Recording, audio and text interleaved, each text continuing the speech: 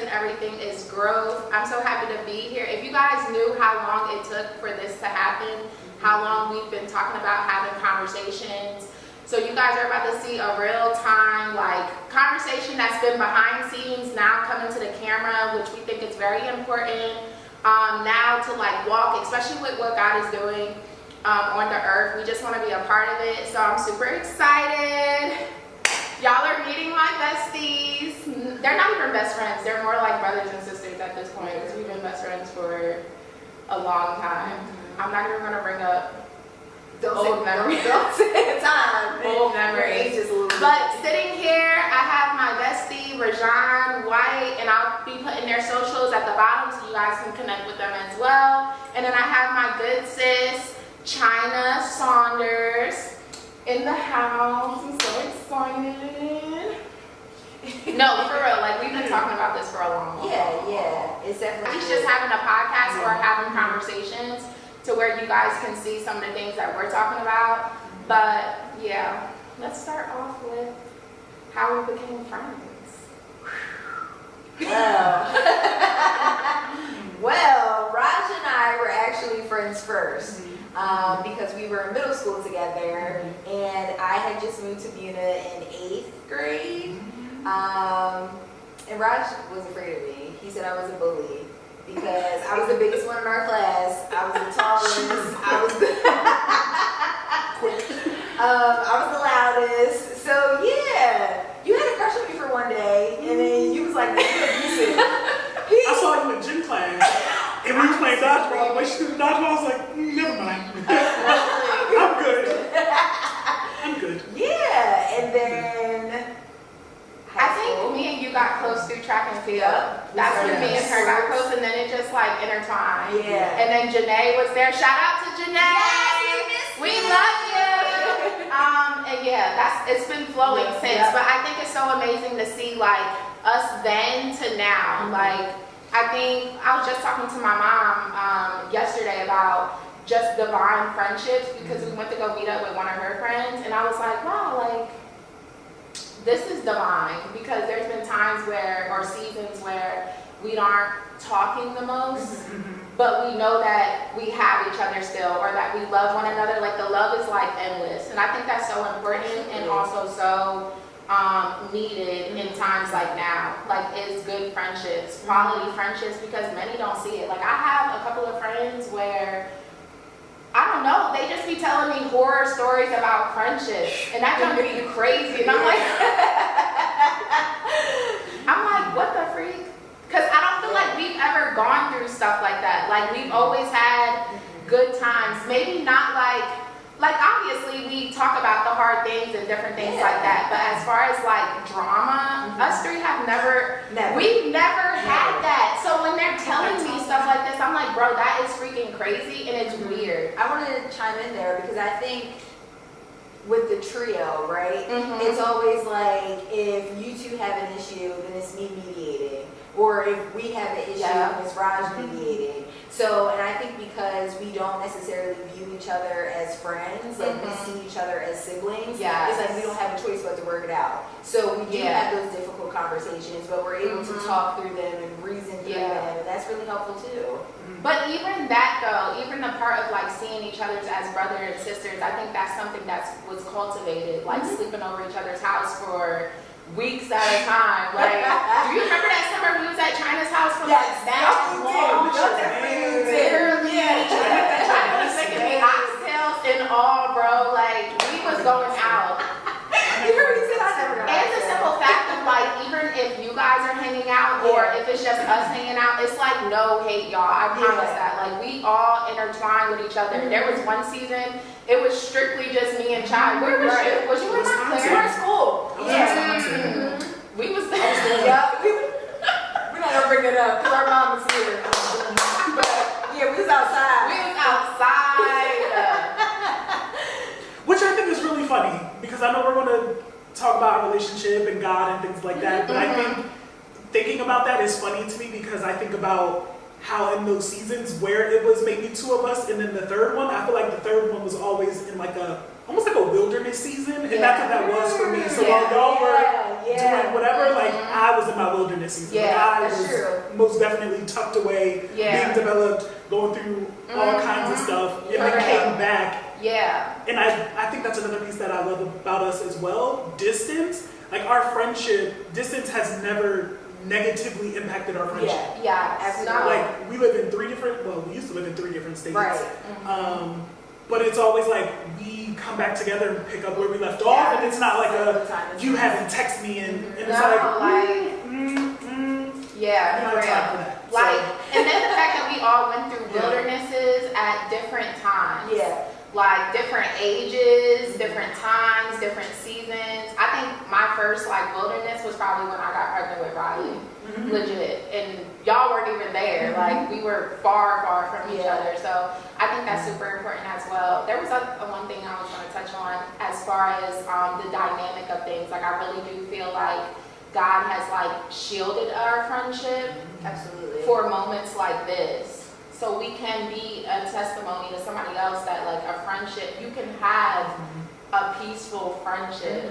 Even though we both all like outside of one another, then have some toxic behind relationships. But as far as like our little unit, it's been whole, it's been peaceful, it's been nothing but laughs, y'all. Like I just think people need to realize like you can have peace on earth. Like it doesn't always have to be conflict. It doesn't always have to be like a tight, like I be like, dang, why y'all like that? What's going on? Like that's weird to me. I think that's a beautiful perspective, honestly, because I think some people feel like they have to fight, right? Like some people are in that perspective. Where it's like, if it's not rough and it's not tough, then I didn't earn it or I don't deserve it. But I feel like when it comes to the dynamic of a friendship, like prime example, the other day when I was saying I was nervous and I was feeling some type of way, and you straight up checked me, like, girl, we're not doing that, like I need for you to do it together. Whereas somebody else, like that would have been conflict right there. Like, or they think she talking to, she thinks she better than me, you know? But in a space where I know it's coming from a good place, I know who it's coming from, and I know that there was no ill will or, you know, intention behind it, I can humble myself and say, you know what, sis, you're right. And that's the part though, because it's like, what's the background of what is triggering you? Like, if you know your friend, what is there to be triggered about? Like, if you know your friend loves you, but many people, it's like they don't know if their friends love them. That is crazy to me. It's true. That is like really crazy. But also because some people aren't friends with people for the right reasons. So I think a lot of it is just like, you know, that perception, like I'm in this friendship for whatever you can give me. This person is a celebrity, or this person has a good job, this person has a good career, so I'm gonna get close to them and mingle shoulders to see what I can get. So in a sense, they're kind of like personifying that. Like, so now I can't trust what you say because I know that I'm not in this friendship for the right reasons, you know? Which I think is a benefit of us becoming friends so young. Like there was no, we had nothing, like we, you know what I mean? Like we weren't grown, like we were just being friends because we clicked. Like our parents, our families knew each other, like it wasn't no, I'm getting something, what am I getting out of you? Right. Besides So not saying to where now it's like, I don't even think people realize like we're still friends. They're gonna realize it today. Now, But surprise, like we talk weekly, like we literally talk like every other day. We do, legit. Yeah. But I feel like I've always been blessed with good friends, and when I've seen something that was like a little bit off, I would be like,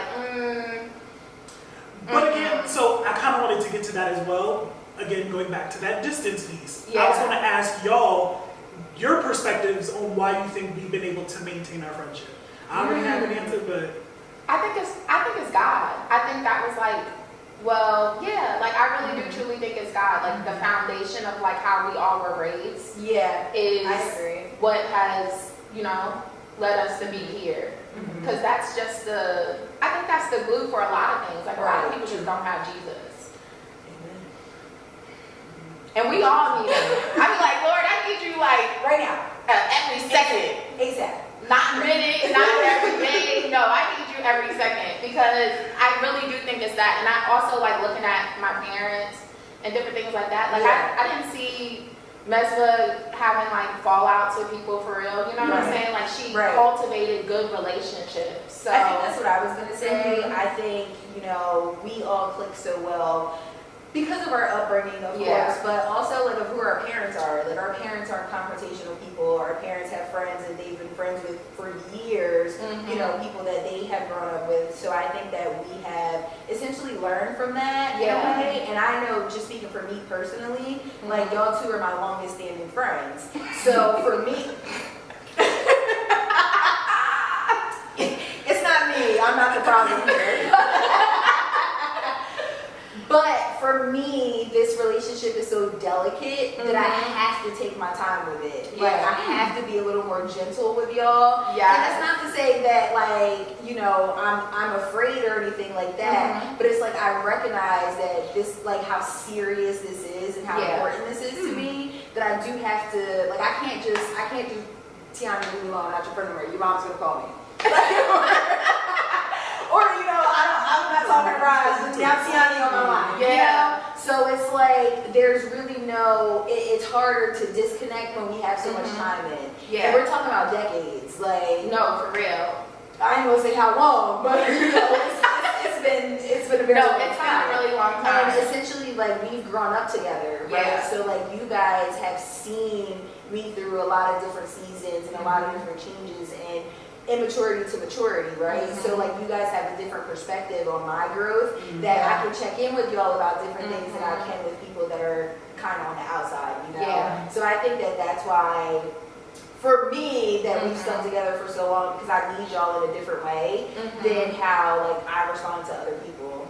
To add on to that, I think it just shows what friendship is. Like when you see I guess like the purpose in somebody, or you see the more in them, it makes you want to stick around even more. Absolutely. Like the good qualities of them, but also taking the bad with it. But you know, like that's, I feel like that's relationship, with any relationship. With your mama, with your daddy, with your spouse, like. No, for real, like it's work. So why wouldn't it be work in a friendship? Work. And that's the part I feel like is missing from our generation, is they want quick results. And you can't get a 50-year relationship just by like surface level conversation.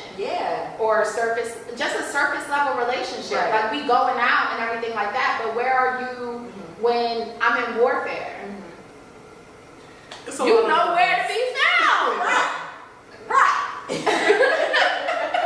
No, that's the truth, honestly. And I think that kind of touches on like just having different people for different seasons, right? And I think that has been a life lesson for me that I'm still trying to figure out, right? And just having that discernment to navigate and understand who's with me for a reason and who's with me for a season, right? Because I love to hold on to a season. Love to hold on to a season, right? Because I personally think that I have the power to change seasons, right? Like I navigated this, I created this, but that's something that I'm working on in myself as far as like relinquishing that control, right? And just having that understanding that everybody not with me for a lifetime, and that's okay. No, for real. And clearly, I already have my lifetime people, and I'm putting more importance and just putting more time into that. I mean, just, you know, it gives me better clarity, honestly. Come on with a word. Hey! The seasons do be long. This is a season. But it makes sense though, and I also want to like affirm the people who feel the same way and who can identify with that, because you find people like you find the beauty in the season. So it's like you are holding on to this beautiful piece of the season, because every season has its beauty. It does. It has like every season, even the hard seasons, there's something beautiful in it. And you like, as people, we want that. We want comfort, we want safety, we want those things. But then when we look at the totality of it, we're like, I gotta let go. The season is changing. Like we're Definitely my let go season. It's just being flexible, like being flexible with whatever God is doing. If He tells you to shift here, it's like, are you going to be willing to shift? Some aren't. A lot of people aren't. And it's hard. It is. Absolutely. It can be difficult. Absolutely. It is. You know what they say when you pray that prayer, like, you know, God, if anybody is not here for me, you sweep through you like a Rico for real. No, for you real. wake up, you ain't got a friend, a cousin, a nothing. And you know, being in that alone space, like being in that space by yourself, is very difficult, right? Especially when it's the person you thought you was going to spend the rest of your life with. No. Or you thought it was the friend that was going to be your bridesmaid or your maid of honor. Now, you know, like, just relinquishing that. Ooh. But also being able to identify it as well. Because I don't think we necessarily have been given all of the tools to identify when we're in transition. To identify when it's like, okay, I'm supposed to be maneuvering here and letting this go and moving into something else. Right. But we can't see it, which again, you need godly friendships of people who are able to discern and identify and be like, hey, ask some probing questions. You know what I mean? To get you thinking of like, I'm not telling you what to do, but I'm helping you in your processing to figure out where you're going. Yeah. I was gonna say, speaking of seasons, like, get in here. Was a season. It was a season. I think it was, I'm not gonna put it all on fear. I think times when I thought I was ready, I wasn't. I needed to be pruned a little bit more. And I'm so grateful for God, like, taking me through a process. I feel like for the past 2 years, it's been a process. Like, it's been a process of me being, like, hidden and, like, getting the gems. And now it's, like, time to reveal what the gems are. Pretty much. See what happens, baby will do to you? In 2 years, will just accelerate you. Now, if you have a third, imagine where it'll push you. Right, a push. Woo! Wow. Push. No, like... Which is funny, because I do want to say this. I feel like you, speaking of push, are in your push season. So, like, to see where you've come from as a friend, and to see the ways in which you're pushing others, even yourself, like, it's very clear. Like you transitioning from a space of like thought to manifestation. Of like, okay, you've been talking about these things, but now it's like, push, you are really... It's time to deliver. Because it's like, you can't speak it and not... The fruit is in seeing it. Right. The fruit is really in seeing it. And not only that, like, I just want everyone to be whole. Like, it's possible to be here. And I feel like what God is doing right now, I most definitely think it's a shift going on right now. Where people are going to wake up to who they truly are. Absolutely. Like, you are all the things. We just talked about this in Bible study. You are literally all the things that God says that you are. Whether you believe it or not. It's just a matter of, like, has that processed in you? And it's hard, especially in society. Like, it's most definitely hard. Why are y'all laughing? Because I just adjusted myself. It sounded like I farted, but I didn't. Because I wouldn't do that in this United States. No, but for real, like, y'all are so funny. I heard the chant, but I was like... But you were being professional, like, all right, we're going to keep it moving. She's over here giggling. Okay, but you didn't have to call attention to it. I just had I did, because this is transparency. But yeah. With the people. And also being, like, transparent about it as far as, you know, because everyone wants to be, you were just talking about it, like being poised, being this. Like, no, I want people to see the raw. Like, I want to, y'all, I was not always like this. I'm telling you, straight up. Like, I want to be transparent as possible because it's going to bless somebody to look up to something.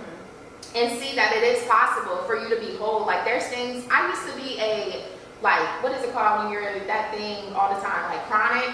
Yeah. Girl, I had chronic anxiety. Like, I don't know where that was going from. I didn't think that. I was like, where's she gonna go? Okay, we're going. no, for real. Okay. Like, chronic anxiety, like overthinking, fear, everything. The person that I seen in my mind, I didn't know how I was going to get there, if that makes sense. Like imposter syndrome. I wouldn't even say like imposter syndrome. I would just say like I always envisioned myself doing big things. I just didn't know how or where it would come from to actually like learning. And I think I know. It took Christ. It took me literally meeting Christ. Like Eileen was like, Eileen! Shout out to Tasha Cobbs. And you need to do freaking Eileen again because conference that me and Raj went to.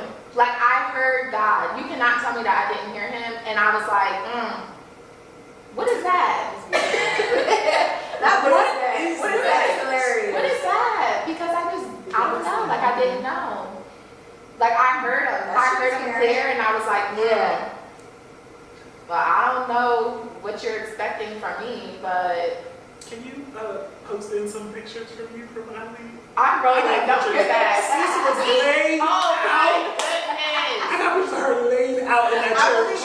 We supposed to be worshiping, and he over here. I was worshiping. I said,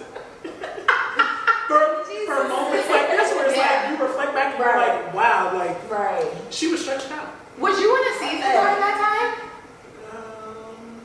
During Eileen? I was, yes. I was more so recovering from a tumultuous season of like not understanding or knowing like what transition meant.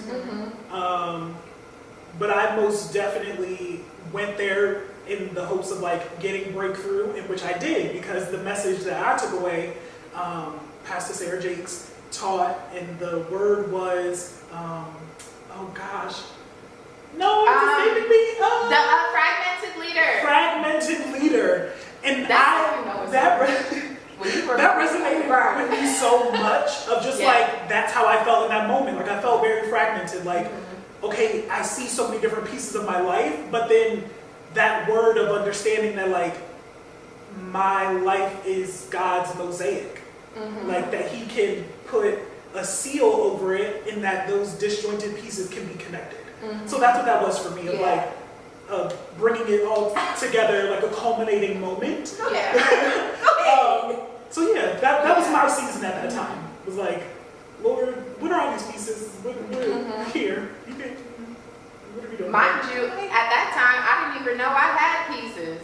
I was just, okay. She was in pieces. That's real. She was in pieces. But I remember when we first got there, sitting in the car, and a part of me felt like stuck.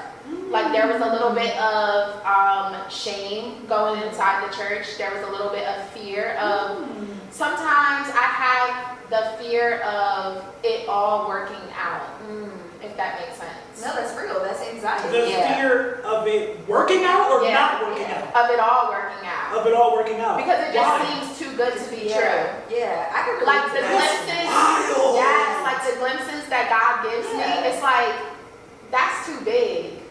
Wow. I feel like that's where a lot of times people start to self-sabotage. That's where it comes from. Because they have anxiety about all the things they actually want coming true. Yeah, it's a real thing. It's fascinating to me because I think on the other side of that, my issue hasn't been that. It's been more so the thought of everything it will take for it to be true. Like the thought of it, not even actually doing the work. Like even with this, like the thought of doing the podcast got me tired. Where I was like, I know I need to do it. I know I'm being pushed to do it, but the thought of it is so big that I don't even want to touch it. Even though I know the end. Like I know it's going to be great. I know it's going to bless somebody. I know all the things. Yeah.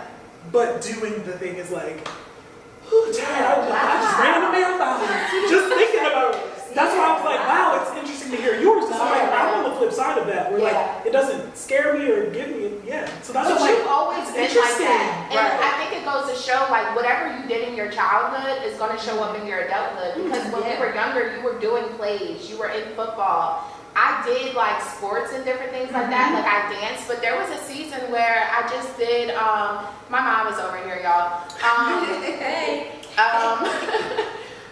Where I just did becoming a young lady of excellence or something like that. So I wasn't in the, like, open, I feel like, which now it's like I'm being called to be in the open, and I'm like, well, I need to, what is that? Like, I need to get ready for that pretty much. Because, but I feel like doing things like that, especially like with the book you were reading on the way here, about the 8-year-old or 9-year-old, there was a book in the car, and Raj started reading it. It said 9 You go ahead. Yeah, so the book was pretty much talking about how year 9 for a child is so essential and crucial to them, where it's like things you do at 9, you will most likely be doing when you're older.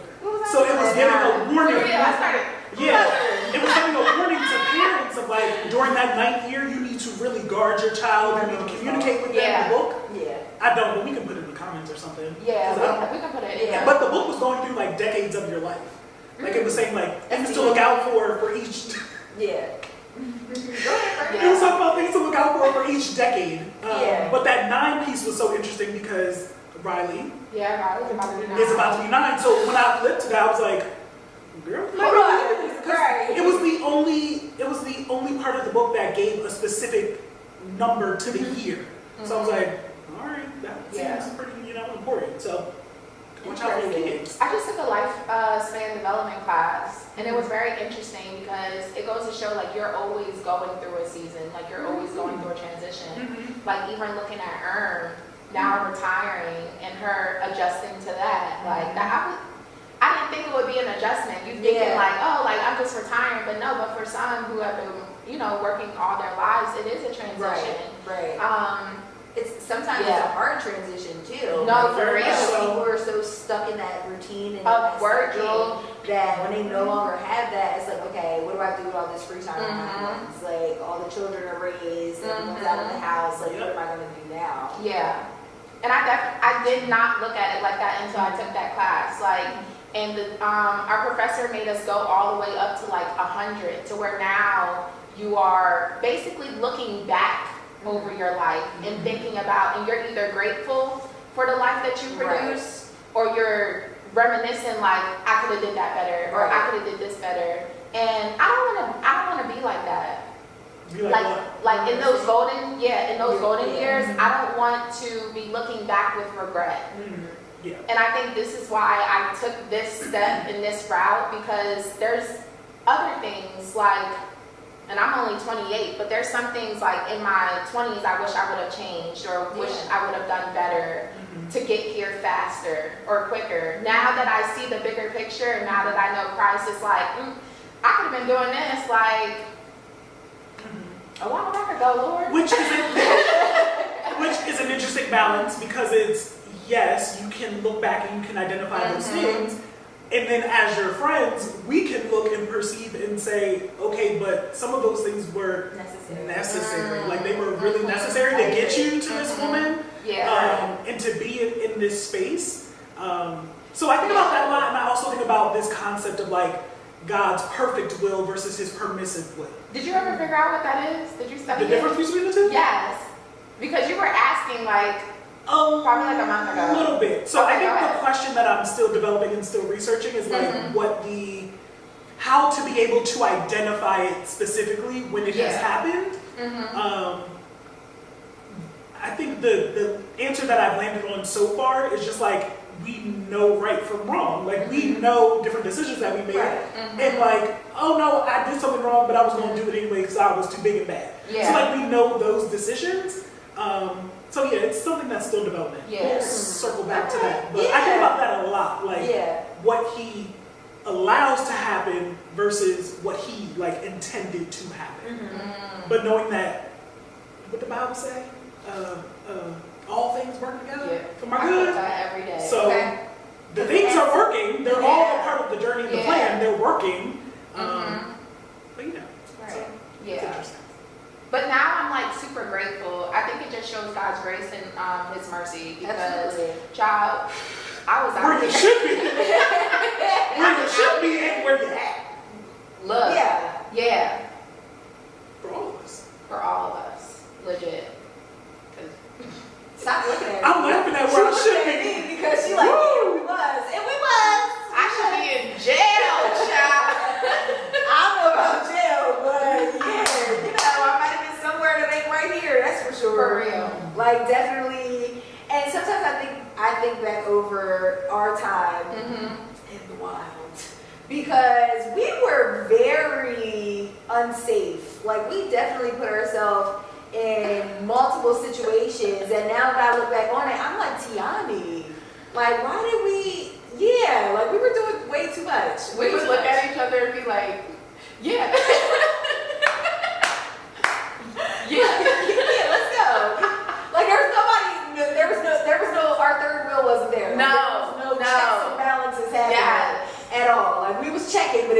balancing. So and it was just like a decision in the moment. Because we'd be like, hey, like, there's a concert in Brooklyn. You want to go? Yeah. Yeah, let's drive to New York. Like, let's go concert. And it would be so smooth. Ooh, it would be so smooth. Like, we all would just go. For real. And it would be a great time. Like, don't get me wrong. Yeah. But, like, definitely thankful for our parents and our grandparents for their prayers and their covering and their, because listen, the grace. That's important. The grace was chasing us because No, we for were real. okay? Because, yeah. No, for real. Because I look back. I'm like, ooh, Lord. Right, there's some stories that you don't know. We're never going to share. We're not repeating. Yeah, we I'm going grateful to that the was not side. there to witness.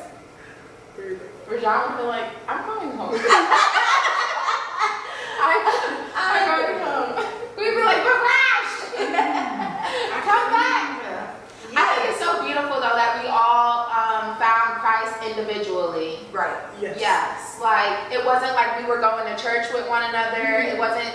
We didn't have that type of friendship. We just built off of experience and like love, and that was it. But now to see like that Christ is like the center of this friendship is amazing. Absolutely.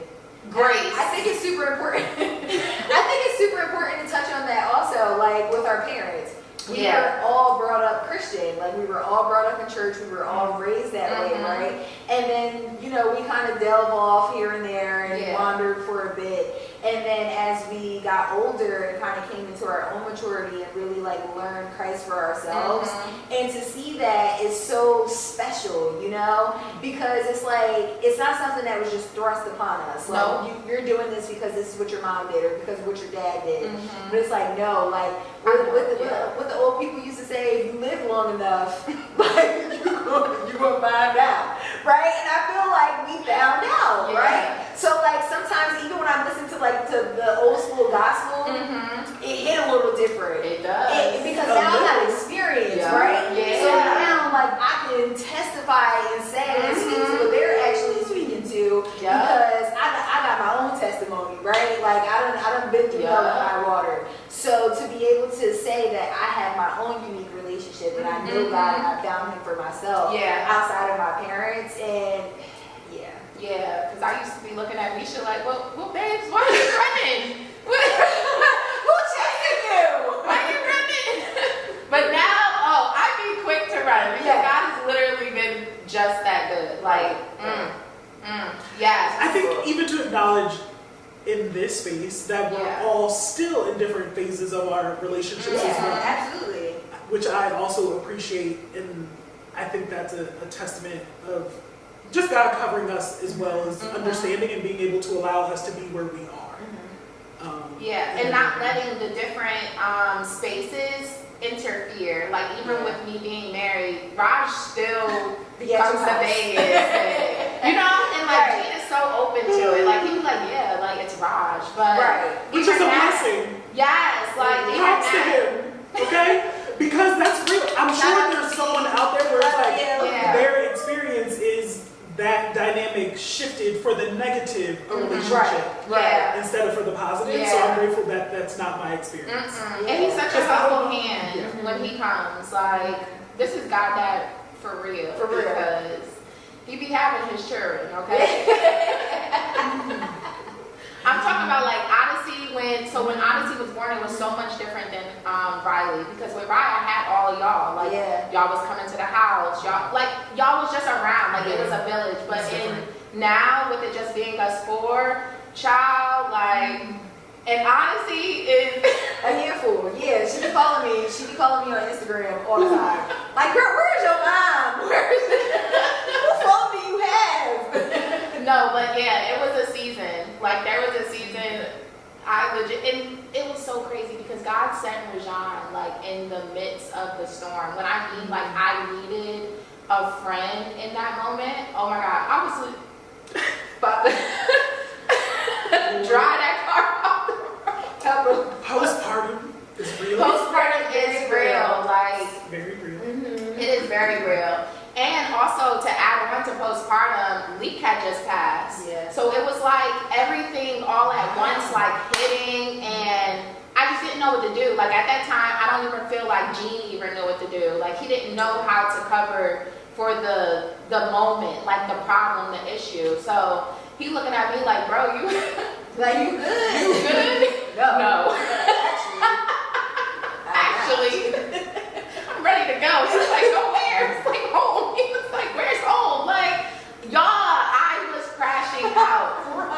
Crashing out. And then I legit did not know Roger was coming. Anna called me and was like, hey, go downstairs. There's like a package for you, this, that, and the third. I opened the door and Rajhon pops out from the garage and was there for like what? Like a month and a half? A month and a half. Yes. I love that. And not even that, like he was going through something, which is why he came. So it was like you just needed a friend. Like yeah. Are you hiring? Because I need that freedom. no, for real. Yeah. Yeah, it was That's pretty definitely cool. like a moment.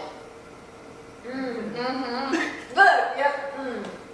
It was Well, a you can't moment. say nothing, just You're just there, like you just needed each other's presence. Right. And we would talk about things, but it was more so just being around each other. Right. Like it would just be like, good. I'm good now. Like I'm here. He was also watching a lot of sermons. and, Yes.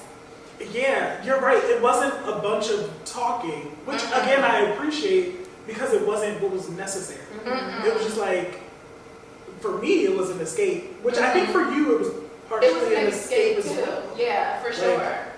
Yeah. Yeah, we were watching a lot of sermons. Woo. There was a lot of shouting in my kitchen. I ran in the kitchen once. That catch and keep, that got me. When sis said once a wound, now a weapon, I said, oh. Yeah.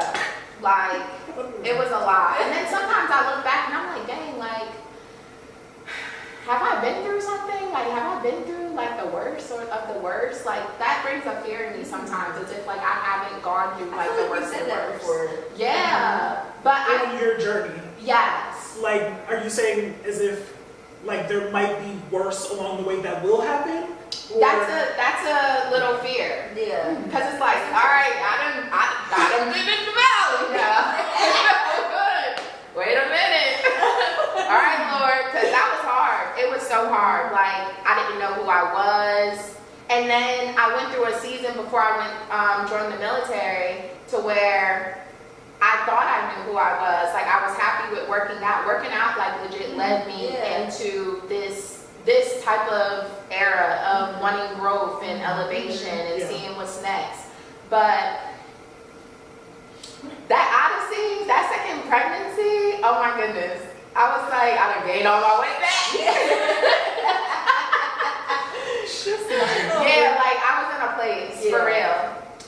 Even after joining the military and starting that, it kind of got stagnant after a while, just going to work and going home, being a mom, being a wife, cleaning. Now I'm in school. It was just a lot. And I'm just like, God has more for me. Like, this can't be it. This cannot be it. Because I felt like I was drowning, legit. Just drowning. And I love routine, but I don't like it. So mundane. Yes. Yeah.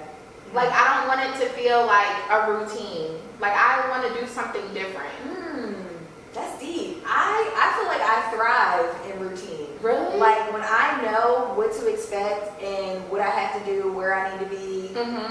Example, when I was trying to make us rehearse the other night, because She wanted to rehearse. Really? I didn't rehearse. I was So stressed. bad. I was sending them paragraphs because I'm like, yo, I'm afraid. Like, we need to do this because, but that's because I appreciate being prepared. Structure. Yeah, I love structure. I love alignment. It just works so well for me.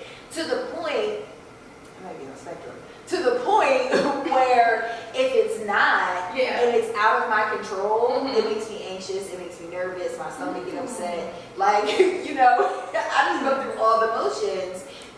But I do think it's a control thing. Uh-huh. And I'm learning to relinquish that control, like we said earlier, right? Like just letting things go that don't serve me, letting things go that I literally can't control, and learning what I can, right? Like controlling the controllables. Raj does that all the time. And stepping back, right? But yeah, that's been very difficult for me, like to step back from just my normal routine. Yeah. I think surrendering in all is like one of the hardest things that you're gonna go through with God, because I would be like, Lord, what does that look like?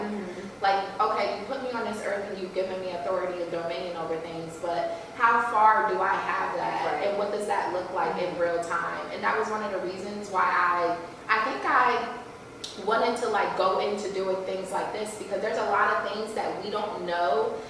And not to say it's our parents' fault or the church's fault, but there's a lot of things I feel like is missing on how to go about it, and there's not enough example. Like I can give an example. My cousin called me and she's practicing, her and her boyfriend are practicing celibacy as they should and abstinence. Amen.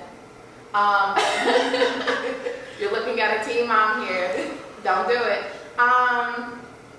But she was like, I didn't know that. Okay, come on. Keep going.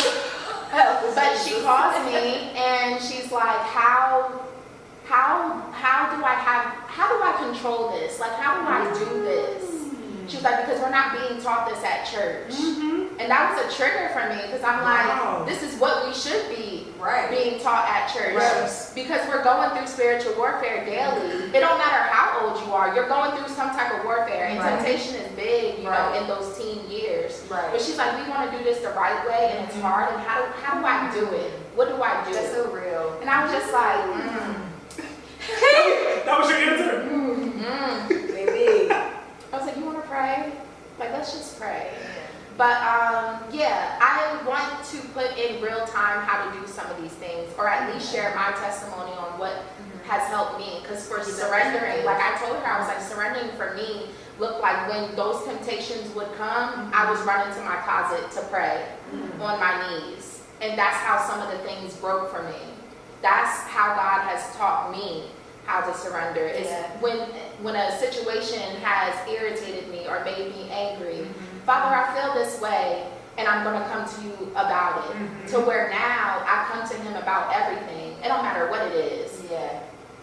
I'm coming. Like, I mean, I come correct. I'm coming, because let's talk about it. And that was another layer in itself. Like, I didn't know how to pray. I didn't know. So when we went to ILE, the clear thing that I heard from God is, it's your time. And I was like, it's my time for what? And he Finish the sentence, Lord. But you know he don't be finishing the sentence. He was like, it's your time. And I was like, time for what? Like, I don't know what that is. I didn't find out what it was time for until a year later. That sounds like God. So it was. That sounds like God. It was a year of just learning him, what he sounds like, how he talks, his love, changing things about myself, like minimizing me. And then it came to different things, surrendering. Then it came to, okay, I'm gonna teach you how to pray, because I've been listening to you, but there's some things we need to tweak. So it came to that, like legit stop me in the instance of a prayer. That's not right. And showed me the steps. Showed me even like Jesus' prayer being a template of it. I'm gonna show you how this is a template, and I'm gonna show you how to follow it. To where now the heavens have opened. Strongholds have been broken off of me. Yokes are no longer those yokes, but Christ's yokes, like, which is easy. Girl, I don't even got okay, baby sis. Okay. Like, we need you to go through the step. That's next episode. Next episode. We need you to share. I love that you reference that as a template, right? Because I feel like that's so relatable, especially like being in school or just like kids using ChatGPT. You know, just having a template to be able to fill in your bulletins of what you need to say, right? That was. But even that, like, I think it's as simple as people be saying like the Bible stands for what? Basic instructions before leaving Earth. Yes, I've heard that. I've heard that. Template. Yeah. Like, She said, read your Bible. no, That's what I heard. She said something. I heard, read your Bible. Read your word. but yeah, Know the word for yourself.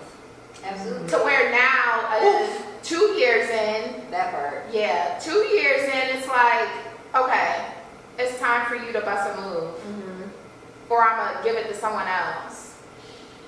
I feel like Pastor PMJ actually spoke to something about that last week, about not walking in your calling, right? You know, because it could be you that God wants. It could be you that He ordained to be in that position. You know, you could have all the favor in the world, but if you don't surrender and submit to that, baby, you lose your feet, you lose your seat, like, because He gonna get It's somebody so true. else. It's so true. Right, like, so it could have been you that was at that 100%. Yeah. But you chose not to. You still operate in that maybe 50 or 60, but it's somebody else that's more humble and that's able to walk into that. And Yeah. And I think God heals you just enough so that you can see Him move. Because the fear is still there. Absolutely. The anxiety is still there a little bit. But pushing past that to where you now see, oh yeah, I got it. Like, right. I got it. Which I think, it's a part, I think it's a part of Him. So something that you said was that you were talking about like suppressing yourself. And I kind of want to bring that back up because when you say it, I hear gaining control over your flesh. Like you're not suppressing Tiani, you are cutting Tiani's flesh and allowing what God instilled to take control over. Because I think some people will hear that and they're like, oh, well, in order to follow God, I have to like lose who I am. No. And it's like, no, you're not losing who you are.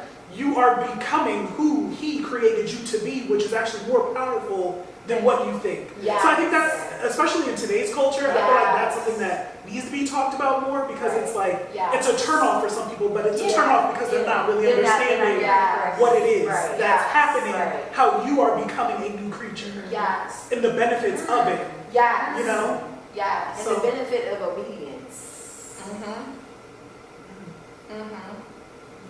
Period. We're gonna leave that right there. We're gonna leave that right there. Because I feel like we've all spoken to that over this last year or so. Just not being obedient in the time that we're called to do something, right? And having that, what's the word I'm looking for? Like having that visceral response when you know, like the situation literally shows up right in front of you, and God is like, this is your time. You need to move. And you feel the tug. And you like, my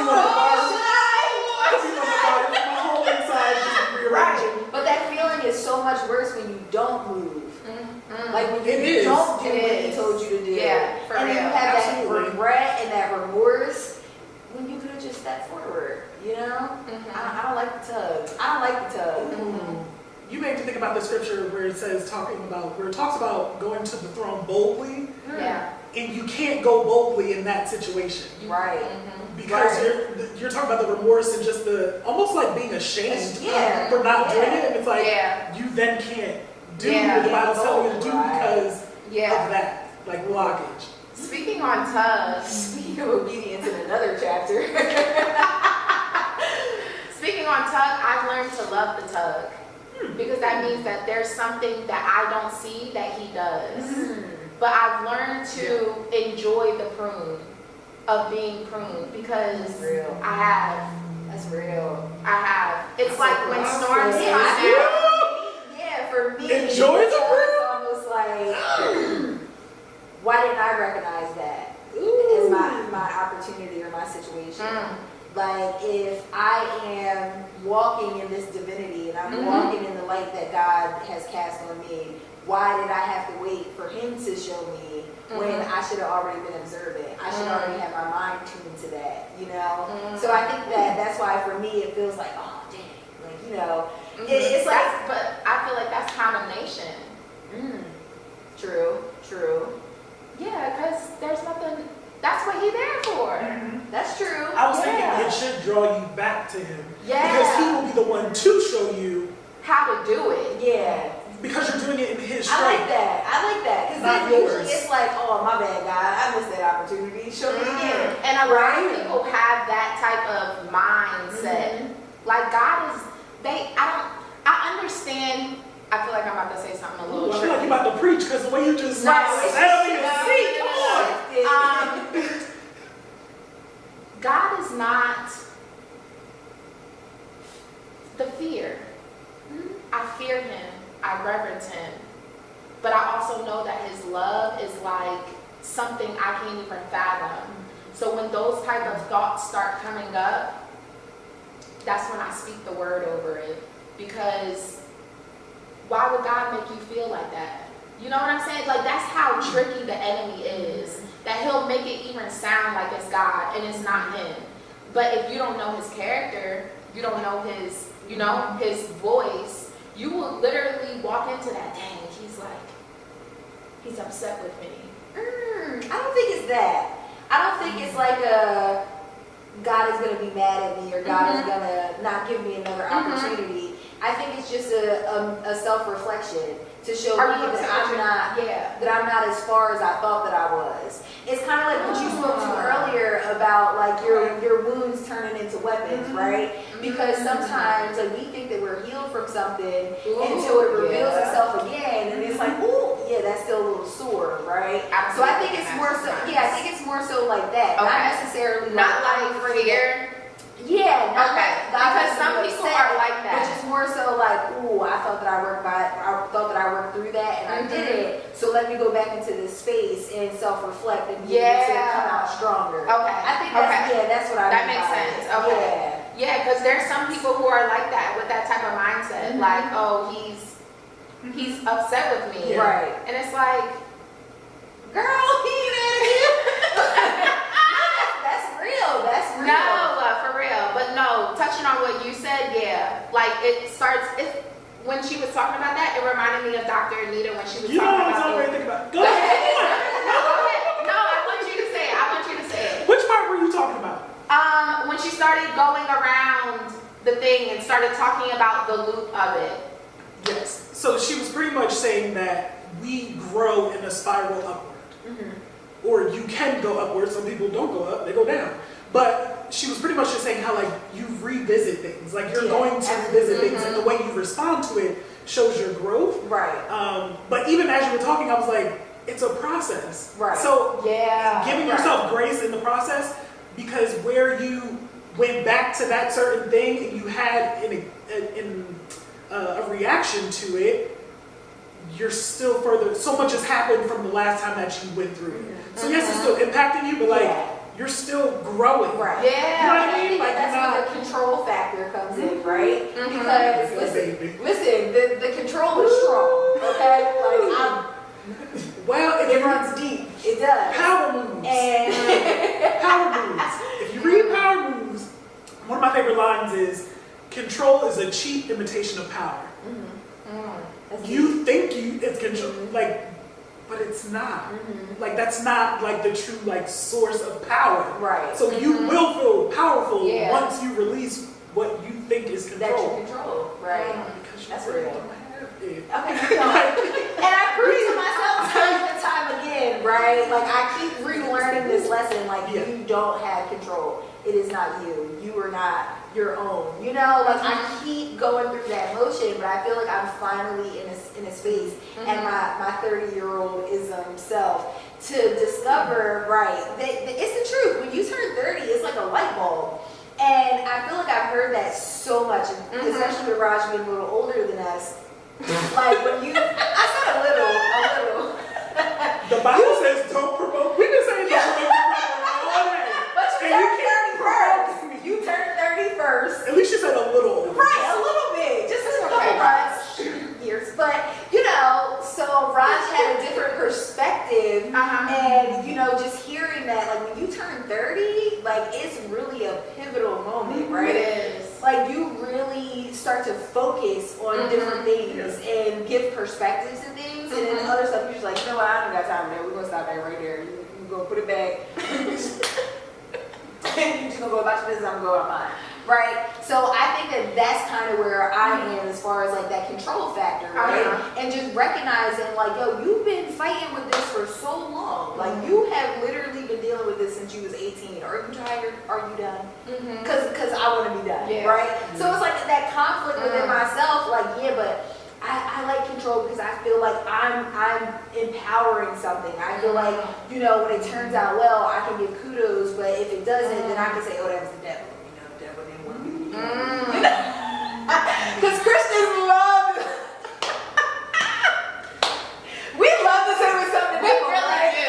And that gotta stop, y'all. You gotta stop. It gotta stop. It don't be the devil, It baby. be you. It be you.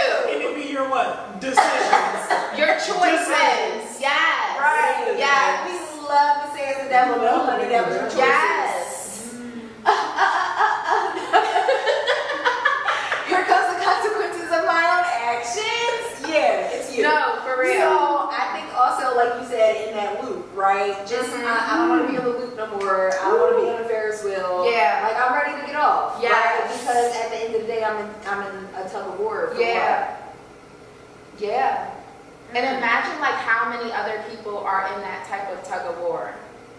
That's that yearn. Like we were talking about that yesterday. I was like, as Christians, discipleship, like we are called to be disciples. Like we are called to be servants. Absolutely. That should tug on your heart. That tug that you see people going through. Because if we're all blending in, then what are we here for? Radical discipleship. Yes. What are we here for? You have people struggling and you as a Christian is blending in as if you don't serve the Almighty. I think also, like you said about stagnation, right? Like sometimes they're having people that are further along in this journey than us, right? And they've been walking the walk and talking the talk for a long time that they forget. Like they kind of forget like what they have been brought out of, right? So then they get cutesy. Then they in church, you know, with, you know, real proper, real saved and sanctified, you know. And it's like, yeah, no, because you actually came from this, right? Like, this is where you really was, right? You did. And, you know, sometimes like we forget that, right? And I think that conversations like this and just having a space to have those refreshing moments because you could be going through something and it makes me remember like, ooh, yeah, I remember when the Lord brought me out of that. Or you say something and then it, you know, it reignites mine. I'm like, you know what?